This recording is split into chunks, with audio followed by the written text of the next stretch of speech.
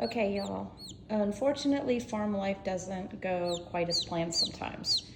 So I come to you with my Green Acres Chicken Chronicles with some possible bad news. Ember was not feeling good today. Today is day 3.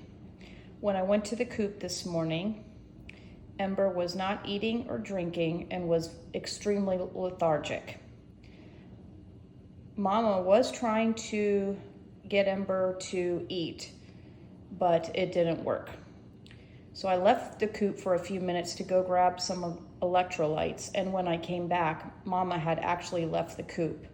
I put her back in the coop and she left again.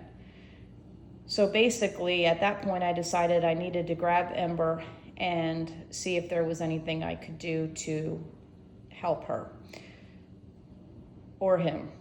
So I brought Ember in, and I have been giving Ember electrolytes by putting the liquid on my finger and getting her to swallow it.